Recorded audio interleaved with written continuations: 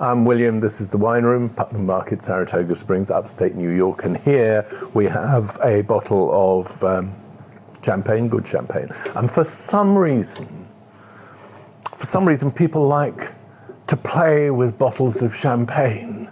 They like to pour it extravagantly, they like to open it in bizarre ways, and they like to show off while they're serving it, and the consequence is that the opportunity for disaster is ever present.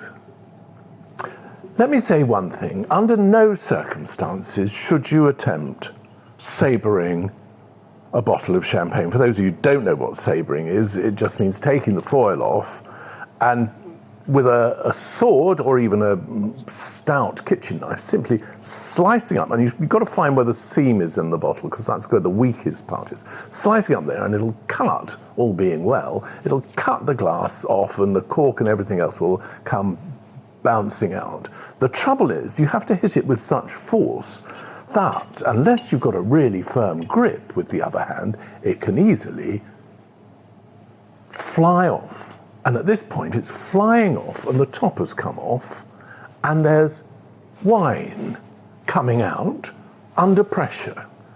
And I was able to witness the consequences of this once when a volunteer stepped in, when the representative from Catastrophes failed to turn up, volunteered to sabre the wine, and the volunteer was wearing a very charming cream linen suit, and it was a glorious sunny day.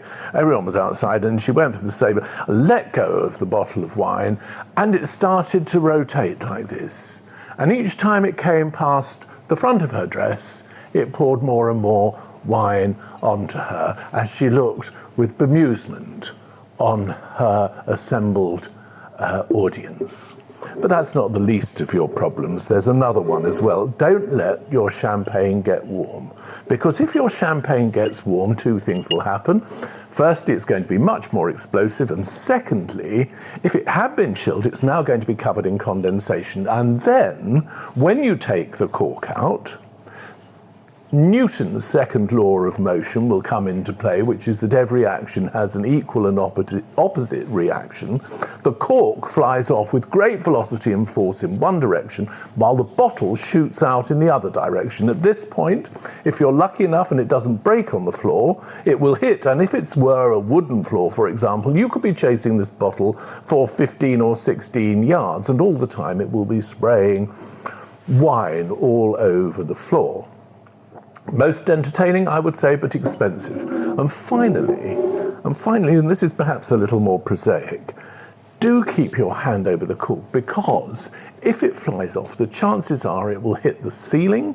If it hits the ceiling, the chances are there will be plaster and ceiling paint dislodged.